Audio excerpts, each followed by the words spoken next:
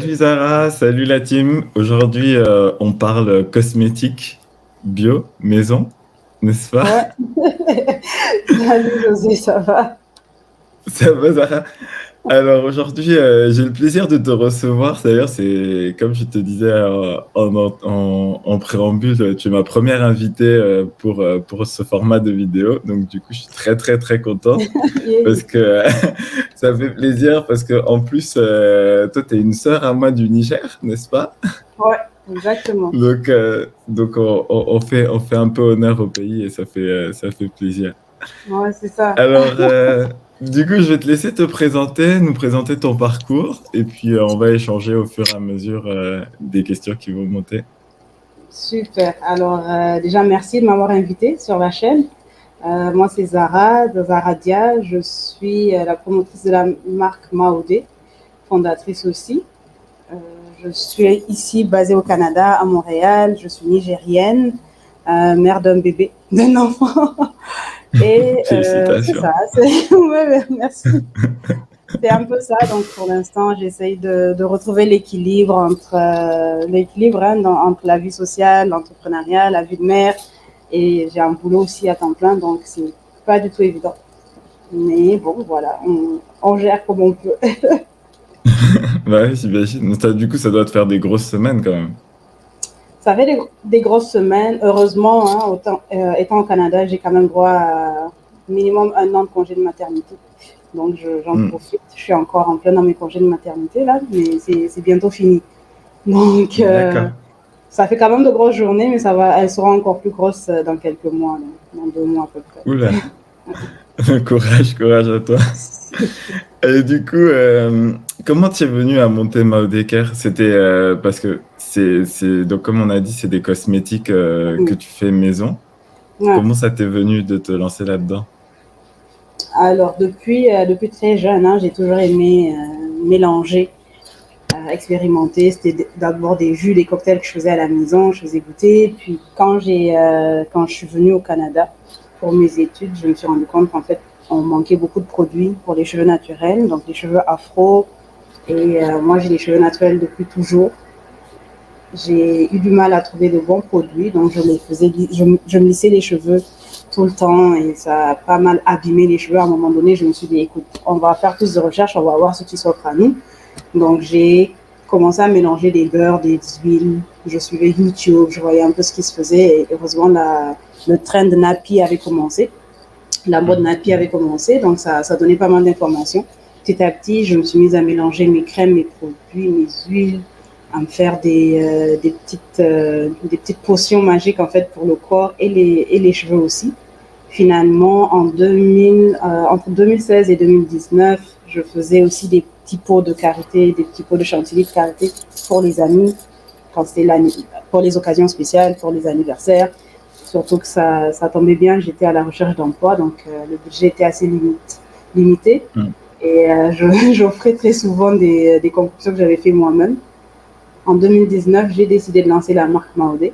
Et voilà, c'est un peu ça en fait. L'aventure a commencé officiellement en 2019. Jusqu'à là, ça se passe bien. On en a déjà parlé, mais bon, voilà, on va développer un peu plus au fur et à mesure. Ouais, C'est c'est un clair. peu comme ça en fait, les débuts Maodé. Puis j'ai eu pas mal de support et d'encouragement de mon réseau, mon cercle d'amis, ma famille. Tout le monde était vraiment, vas-y, fonce, on est derrière toi et ils sont encore là avec moi. Donc ça encourage. Ah bah c'est clair. Mais d'ailleurs, ça me fait penser, parce que toi, tu avais lancé, pour lever des fonds justement par rapport à ta marque, tu as fait une campagne de crowdfunding. Donc pour ceux C'est qui ne ça. connaissent pas, le crowdfunding, on porte un projet et puis en échange de dons ou de cadeaux ou d'autres choses, bah, quelqu'un peut financer une partie de votre projet. Exactement. Donc, moi, j'ai fait un crowdfunding sous la forme d'un social funding parce que c'était Mhm. avec Ulule. Donc, c'est vraiment par D'accord, rapport à. C'est essayer en fait de lever des fonds, mais à travers ton réseau personnel. Donc, surtout d'accord. famille, amis, collègues, et puis bon, tous ceux qui font partie du réseau, qui sont les premiers contributeurs, et puis ensuite on partage avec le grand public pour voir s'il y a d'autres supporters hors de mon cercle, en fait. Donc, j'ai initié, c'est là que j'ai commencé, en fait, c'était les fonds pour le départ. C'était avec Ulule, donc j'avais quand même atteint 150% mon objectif. Ah oui, quand même. Hein. Ouais, c'est vrai, Ouais, quand même. Hein. Parce qu'en C'était fait, pas c'est mal ça, parce que... ça met un peu la pression parce qu'avec Ulule, ce qui se passe, c'est que quand tu te donnes un objectif, il faut l'atteindre, sinon les fonds sont redistribués en fait aux différents contributeurs. Donc, on se donne un deadline, on se donne un objectif à atteindre, et si c'est pas fait, ben, chacun reçoit en fait son montant de contribution. Son montant, ouais. Mais du coup, ça t'a pris. T'avais besoin de combien à ce moment-là pour te lancer? C'était quoi ton objectif sur Ulule? En ce moment-là, j'étais quand même assez timide dans ma demande, puis je me suis dit, écoute, on va commencer avec ça. J'avais mis un objectif de $3 000 si je ne me trompe pas. Et c'est ça s'est bien passé. Donc, comme je disais, j'ai quand même dépassé mon objectif. J'ai aussi pu gagner $1 000 à peu près à travers des concours que Ulule avait lancés pour ma cohorte. D'accord. Donc, c'est un concours réseaux sociaux, donc qui avait le plus de likes, par exemple, par rapport à sa publication. Et on avait aussi un pitch, une soirée de pitch My Business. Et là aussi, j'avais remporté le concours. Donc, ça m'a aussi aidé. Ça a boosté aussi. Bah oui, c'est donc, c'est ça, j'en suis sortie quand même gagnante. Puis, c'était un bon début. Ah, d'accord. Et cet argent-là, c'était pour ton démarrage, tu l'as investi dans quoi, par exemple, tes matières premières, ton packaging, tu as fait quoi sur ta stratégie? Alors, c'est ça. Donc, dans le projet, dans le fond, il fallait dans tous les cas présenter un peu pourquoi est-ce que l'argent allait être utilisé. Donc, c'était matières premières, en fait, me fournir un beurre de karité surtout, packaging, un site internet. Donc, moi, je suis quand même basée sur je suis quand même un e-commerce, un e-shop. Donc, je suis sur une plateforme Shopify qui n'est pas donnée non plus. Mais c'est ça. C'était donc bâtir le site internet, me fournir un beurre de karité en matière première, pour le packaging aussi et pour de la formation. Donc, je voulais aussi investir en moi-même, essayer de commencer des formations à gauche, à droite, parce que, écoute, ça donne un peu plus confiance en soi et puis on sait au moins ce qu'on fait. Ça réduit les risques. Donc, c'était ça, en fait. J'ai utilisé ce montant-là pour ces 3 ou 4 différentes choses, ouais. D'accord. Ah, bah franchement, c'est une bonne stratégie au final parce que tu investis sur toi, donc t'es sûr déjà de pouvoir gérer plus de choses. T'as ta matière première qui fait partie de tes produits, donc tu arrives quand même à stocker, et le e-commerce. Donc au final, ça t'a pas demandé un gros capital pour lancer une activité de ce type-là. Non, c'est ça. C'est déjà que c'est assez simple au Canada, je dirais, de lancer l'entreprise. Hein. Je pense que l'environnement est fait pour faciliter en fait la tâche aux entrepreneurs. Donc, côté administratif, ça n'a pas été compliqué, ça n'a pas été long. Tout s'est fait en quelques heures sur l'ordinateur et puis, boum, c'était lancé. Donc, ça veut dire que au final, on peut lancer rapidement quand même une entreprise au Canada, même si on n'est pas, même si on est étranger. Donc ça, c'est plutôt une bonne chose. Et c'est vrai qu'il y a énormément de produits, de clients en tout cas auxquels on a accès, et on pense pas forcément à les servir. Et c'est vrai qu'on peut se lancer assez rapidement, et puis pour un budget qui est pas si élevé que ça. Parce que toi, en plus, en parallèle de ça, tu travailles. Donc, tu m'avais dit que tu étais en congé maternité, mais tu as un travail à côté de ça. Ouais. Comment tu arrivais à... T'avais déjà commencé à travailler quand tu avais lancé Maodeka? Oui, en fait, c'est ça. Parce qu'à un moment donné, je me suis rendu compte que oui, c'était bien beau d'avoir une idée, de vouloir partir en business directement, de lancer mon entreprise. Mais de l'autre côté, j'avais quand même besoin d'une stabilité financière. Donc, j'avais du mal, en fait, à prendre des risques côté finance, me dire, OK, mais c'est une décision à prendre, est-ce que tu payes tes factures, ton loyer, ou tu investis dans ton entreprise, tu vois. À un moment donné, c'est beaucoup trop de pression, c'est trop de stress.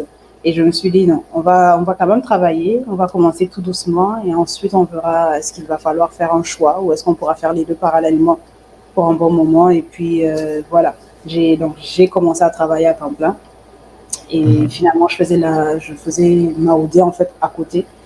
Donc beaucoup de nuits blanches, beaucoup Ouais, de, beaucoup de nuits j'imagine. blanches, pas mal de week-ends à faire des petits marchés, à travailler, à fouetter les crèmes, à faire pas mal de choses. Puis ça va vite, hein.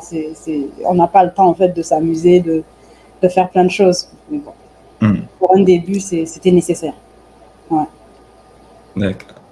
Et du coup, là, tu as commencé par quoi? Par tes foires? Comment tu as fait tester tes produits? Parce que tu me disais que tu en faisais des petits cadeaux, mais une fois que Mhm. tu as lancé Mao Decker, comment est-ce que tu as fait ta promotion? Comment est-ce que tu t'es lancé en acquisition client, comme dit Moussour?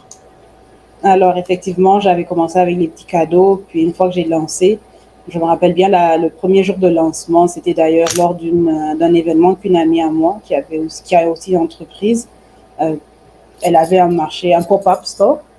Et Mhm. justement, j'avais pris une table, un stand justement à cet événement-là pour pouvoir moi présenter et de ce fait lancer ma marque. Donc, il Mhm. y avait des testeurs, c'est sûr, mais il y avait aussi des gens qui pouvaient m'approcher, me poser des questions. Ça me permettait moi de lancer ma marque, d'avoir une visibilité, d'acquérir de nouveaux Mhm. clients, mais aussi de prendre du feedback, donc d'avoir des commentaires, de savoir ce que les clients en fait recherchaient réellement et en fait, d'améliorer mes produits ou d'intégrer en fait à ma marque. Donc, Mhm. moi, je suis très pro marché, stand. En fait, le lien entre client et entrepreneur, j'adore parce que je me dis, c'est la meilleure façon d'apprendre. Et Mhm. quand tu peux appliquer en fait ce que tu reçois de tes clients, mais tu vas plus vite et puis tu arrives à atteindre plus de monde. Ouais. Mhm. Mhm. Mm. Clairement. Et du coup, en termes de feedback, quelle a été la première expérience, en tout cas les premiers retours que tu as eu par rapport à tes produits? Alors, les premiers retours, c'était surtout par rapport à l'odeur, au parfum. Donc, moi, je travaille Mhm. beaucoup quand même sur les parfums pour les produits Maodé. Je Mhm. m'arrange de vraiment diversifier, de ramener quelque chose de différent, en fait, surtout au niveau des parfums, des senteurs. Et le karité, en Mhm. fait, très souvent, les gens disent, ah, mais j'aime beaucoup le beurre de karité, mais oula, ça sent fort.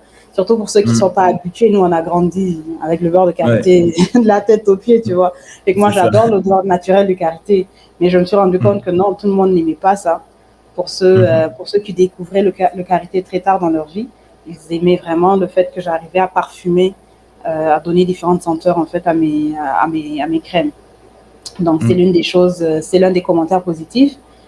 Ils aimaient aussi la texture parce que le karité est quand Mhm. même difficile à étaler, surtout quand on vit dans un pays un peu plus froid. On a du mal à Ouais, l'étaler en hiver, puis ça reste sur les habits, ça, c'est gras. c'est clair. C'est Donc, clair. donc, le fait de le travailler, de ramollir karité, de permettre non seulement au client, à l'utilisateur de le passer en 2 secondes Mhm. avec Mhm. tout un parfum, avec un parfum différent. Je travaille beaucoup avec les huiles essentielles, donc ça Mhm. parfume, ça va chercher des émotions aussi. C'est Mhm. pas mal ça en fait. Donc ça, c'est vraiment les commentaires positifs.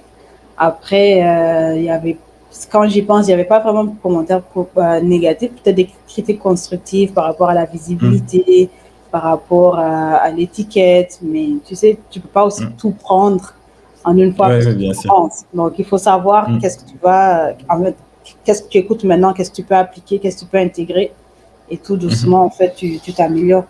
Ouais. D'accord. Ouais, c'est ça, le processus d'amélioration continue.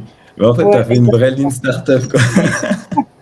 Mais c'est vraiment chouette parce que déjà, ça me fait penser quand on m'avait expliqué les histoires par rapport au Airbnb ou comment toutes les autres entreprises elles ont commencé. Au final, tu as quand même bien pu tester ton marché avant de te lancer, de prendre Oui, un gros, gros risque. exactement. Il faut vraiment tester, il faut faire son étude de marché. Mon étude de marché, je l'ai fait pendant plusieurs années, en fait, non seulement en faisant tester les crèmes à mes amis, à mon réseau, Mhm. mais aussi je suis une accro des boutiques bio. Je Mhm. passais énormément de temps, en fait, dans les boutiques bio. J'adorais ouvrir les pots de crème, sentir, essayer, tester. Et du coup, je comprenais un peu, tu vois, je connaissais les prix, je connaissais la façon dont les emballages se faisaient. Donc, c'est vraiment comme ça que j'ai fait mon étude de marché dans un premier temps. C'était vraiment m'inspirer de ce qui était déjà sur le marché, voir ce que moi je pouvais rajouter ou changer et puis lancer ma marque. D'accord. Et non, mais au final, c'est le comportement le plus logique. En tout cas, c'est le plus pratique parce que Ouais, derrière, tu es sûr de capter ton client et de comprendre ce qu'il attend et exact. proposer quelque chose de qualité. Et moi, j'avais une autre question justement par rapport au Canada. C'était pas trop difficile justement de trouver tes matières premières, bah, notamment le karité. Tu le commandais où? Alors, oui, c'est encore là un gros challenge, hein, le karité. Les autres matières premières, ça va. Je m'en sors pas Mhm, mal, mais le karité, je suis très stricte par rapport à la qualité du karité que j'utilise pour mes produits. Et mhm, donc, j'ai quand même un peu de mal à me ravitailler en karité ici, localement à Montréal. mhm, Mais mhm, bon, j'en fais venir quand je peux, quand j'ai des occasions, ou sinon, j'essaye toujours de mettre en place en fait une chaîne de logistique pas mal permanente. Mais vu les quantités actuelles, je me dis tant que je n'essaie pas d'aller à la plus grosse échelle, mhm. comme on dit, je suis correcte, je suis bien correcte en ce moment. Donc pour l'instant, ça va, D'accord. mais effectivement, ça prend prévoir en fait, surtout dépendamment des Mhm, saisons, ça prend un planning. C'est vraiment de la mhm, logistique. mhm. Donc tu t'assures de ne pas aller en rupture, tu vérifies ton stock, tu connais tes saisons, tes saisons hautes, tu t'assures Mhm. de te fournir en karité pour te tenir l'hiver, par exemple. Mhm. Ouais, Mais effectivement, effectivement. ça coûte un peu plus cher de faire venir du karité au Canada. Donc, Mhm. mais ça revient un peu au même prix de l'acheter localement, surtout quand tu veux une qualité supérieure. D'accord. Oui, donc c'est vrai que toi, du coup, tu mets peut-être un peu plus tu dépenses un petit peu plus, mais au moins tu as un produit de meilleure qualité que ce Exactement. que tu Et je sais aurais local. il n'est pas mélangé, il n'est pas travaillé, je le prends à la source. Donc, je suis quand même Mhm. satisfaite du monde. Je suis quand même satisfaite, en fait, c'est ça. Je Et suis quand oui, même comme ça, toi, tu peux satisfaite de mon retravailler ton karité. truc. Oui, Ouais. exactement. Ah, bah c'est top, c'est top. Et pour un business comme ça, parce que moi, je pense à ceux qui nous regardent et Mm. qui aimeraient se lancer dans la mode, il y a pas mal je sais qu'il y a pas mal de femmes, en tout cas, que j'ai rencontrées, qui aimeraient se lancer dans ce type de business-là. Toi, en termes de conseils, déjà, est-ce qu'il y a une saisonnalité? Parce que par saisonnalité, j'entends, est-ce que c'est plutôt une demande qui est constante ou alors t'as des pics, par exemple, à Noël, à la rentrée ou des choses comme ça? Alors, c'est sûr qu'il y a des pics. Donc, on a des pics parce que le karité, surtout quand on parle des produits à base de beurre de karité, c'est plutôt Mhm. gras, tu vois. Donc, dépendamment où on vit, en fait. Mhm. Ici, on a l'hiver, qui est 6 mois de l'année. Mhm. Donc, pendant 6 mois de l'année, c'est sûr que c'est une haute saison pour les produits cosmétiques Mhm. à base de beurre de karité, à base de gras. Excuse-moi. Mais il y en a qui l'utilisent aussi pour les cheveux, par exemple, et qui n'ont aucun Mhm. problème à en utiliser en été. Ouais. Donc déjà, tout dépend de l'utilisation du client. Est-ce que c'est pour la peau? Est-ce que c'est pour les cheveux? Par exemple, mes soufflets de karité s'utilisent et sur la peau et sur les cheveux. Donc j'ai quand même de Mhm. la demande en été parce qu'il y en a qui préfèrent l'utiliser sur les cheveux. Il y en a qui aiment les mettre sur les Mhm. pieds pour la Ouais, peau, pour effectivement. éviter, oui, pour amollir les pieds en été parce qu'on sait qu'on porte des sandales, ça abîme un peu les pieds. Donc, il y en a aussi qui ont la peau assez sèche et qui tolèrent très bien le karité pendant la période de chaleur, en fait, pendant les périodes chaudes. Donc, oui, il y a une Mhm. saisonnalité, mais ça veut pas dire que je ferme boutique en été non plus. D'accord. Ah, bon, ça. Ouais. Oui, donc du coup, tu peux anticiper Oui, c'est ça. sur tes Donc, je peux stocks à venir anticiper aussi. sur la demande, mais j'essaye aussi de varier mes produits, donc de varier la gamme pour quand même faire des ventes en été. Vu que mes coûts fixes reviennent quand même, ils sont là, mes charges fixes sont là. Donc, il Mhm. faut quand même pouvoir rentabiliser ou avoir une entrée d'argent. Donc, il faut juste savoir comment varier sa gamme de produits, en fait. Ouais. Mhm. Et l'adapter du coup à chaque saison. L'adapter. Exactement. Ah, Exactement. Impressionnant. Attends, moi maintenant j'ai des questions sur la vie d'entrepreneuse parce que là Oui. c'est entrepreneuse et maman. Ah, Comment ça se passe? Tes plus gros challenges, ta plus grosse fierté. Parle-nous de ta vie d'entrepreneur. Genre une journée de Zara, ça ressemble à quoi? alors, je vais raconter la petite histoire. Donc, quand j'ai su que j'allais être maman, en fait, oui, il y avait le ah ouais, ok, est-ce que je suis prête, est-ce que je peux le faire? Oh là là, tu vois, un peu d'angoisse. On se dit, c'est la première fois. Bon, ok, dans tous les cas, c'est là, on y va. Puis Hmm. là, je me dis, ah, mais c'est super, j'aurai un an de congé de maternité, je vais bosser à fond sur Maudé, je vais faire ci, je vais lancer, je vais commencer une nouvelle gamme. Oh là là, tellement de temps, j'ai tellement de choses à faire, je vais pouvoir les réaliser enfin. Parce que je ne vais pas travailler de 9h à 17h pendant un an. Ouf, ok. Alors là, le bébé, il vient, puis tu te dis, ah, ok, non, c'est juste les premiers jours, c'est le temps qu'il arrête de pleurer, qu'il passe ses nuits. Puis là, 9 mois plus tard, tu te rends compte qu'en fait, ça finit plus. C'est clair. 9 mois plus tard, je me rends compte qu'en fait, non, j'ai pas pu avancer autant que je pensais en fait. J'ai très peu, j'ai fait très peu de progrès dans les 9 derniers mois, mais au moins j'ai mis quelques trucs sur papier. J'éclate de rire parce que j'avais vraiment une vision de oh my god, je vais même pas retourner travailler, oublie ça là, je vais. Puis là, bon, Hmm. écoute, la réalité c'est que Ah, ça mais prend beaucoup, beaucoup, beaucoup, beaucoup de temps un enfant. ah, les enfants. C'est un Un métier enfant à plein pendant le temps, hein. Covid. C'est ça, un enfant Ah oui, pendant le c'est vrai Covid, qu'il y a eu le pendant le Covid. confinement, fait que vous êtes enfermé à la maison, il faut l'occuper, il faut faire plein de choses. C'est ça en fait. Et un Hmm. enfant à l'extérieur du Niger, parce qu'en fait, je me dis, si j'étais au Niger, j'aurais peut-être eu l'aide de la famille, tu vois, une Ouais, nourrice. bien sûr. C'est moins difficile d'en trouver là-bas, de se le Ouais. permettre, en fait, on peut se le permettre. Donc, Oui, c'est surtout ça, c'est surtout ça. mais écoute, j'adore la vie de maman, j'apprends, hein, j'apprends toujours et puis j'apprends à trouver l'équilibre. Là, on a commencé la garderie, donc je me dis, ok, peut-être au moins 3 heures par jour, 4 heures par jour, je peux vraiment me concentrer sur mes tâches. Et je sais pas, moi non plus, pour répondre à ta question, c'est qu'en fait, je ne sais pas comment il faut faire. Je regarde les autres et je me dis, mais comment elles font? Est-ce que c'est juste parce qu'elles sont sur Instagram qu'elles le mettent ou est-ce que réellement elles arrivent vraiment à faire tout ça? Et jusqu'à là, je tâtonne, je sais pas.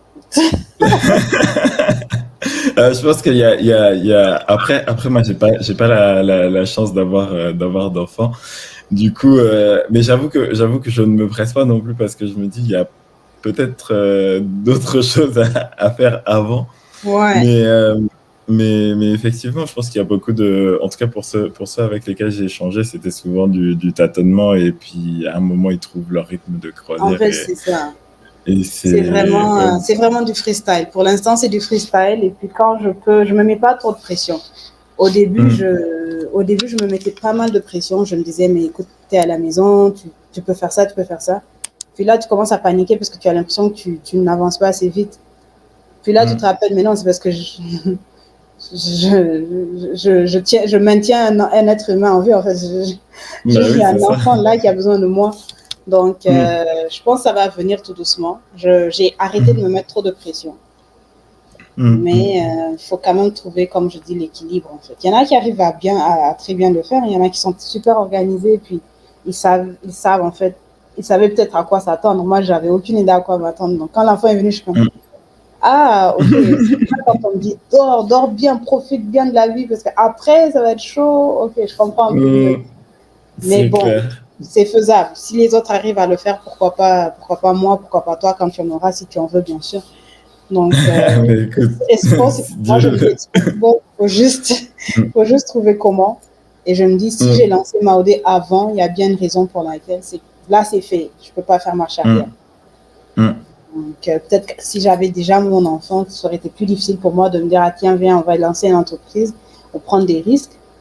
Mais là, Maodé avait c'était mon premier bébé, hein, donc 2 ans de Ouais, Maodé, le nouveau bébé arrive, puis là maintenant, ok, comment on s'organise? C'est une question d'organisation, mais je pense que c'est bien possible. Je te ouais. dirai quand je vais enfin trouver la formule.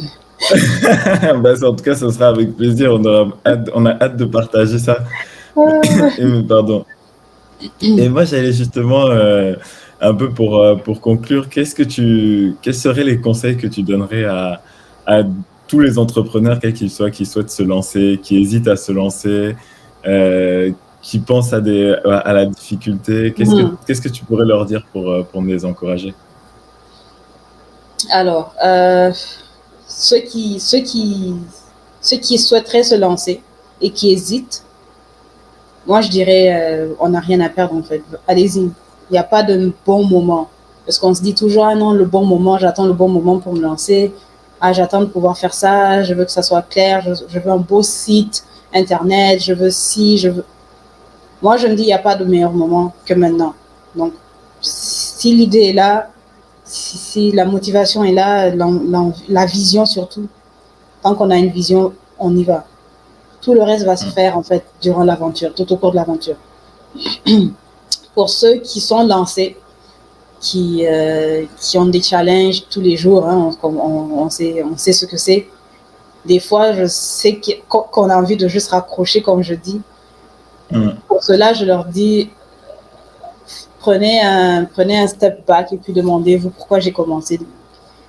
Donc, c'est pourquoi j'ai commencé, qu'est-ce que je veux accomplir et comment est-ce que je peux y arriver. Donc, quelles sont les tâches aussi? Je me dis souvent, il faut se demander quelles sont les tâches qui me prennent plus de temps et que j'aime pas, dont je ne retrouve aucun plaisir en fait en faisant. How do you say that?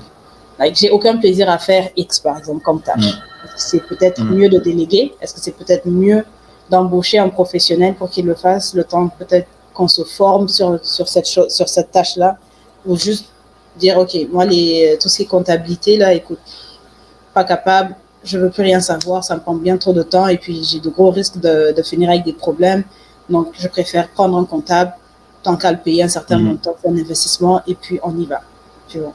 Si c'est côté packaging, côté site internet, parce que quand on est entrepreneur, au début, on veut tout faire tout seul. Tout. Ouais.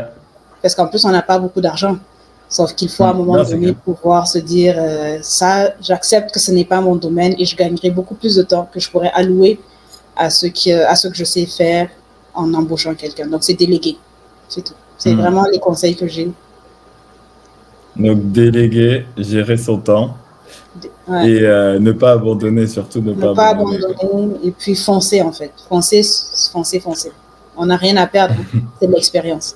Eh ben, écoute, sur ces belles paroles, franchement Zara, merci d'être passée chez nous. Je souhaite en tout cas beaucoup de succès avec Maudie et le deuxième et sa petite sœur ou son petit frère. C'est un garçon, c'est une fille, c'est un petit frère, donc Maudie a un petit frère. Exactement. Qu'on embrasse en tout cas. qu'on embrasse. Et en tout cas, n'hésite pas à revenir pour nous partager les nouvelles aventures, la suite. Ce sera avec grand plaisir qu'on te reçoit. Merci José, merci de m'avoir reçu. Et puis, je vous souhaite aussi plein de succès avec la chaîne. J'ai aucun doute que ça va être super. C'est une bonne ressource en fait pour les entrepreneurs. Et puis, chapeau. Merci beaucoup.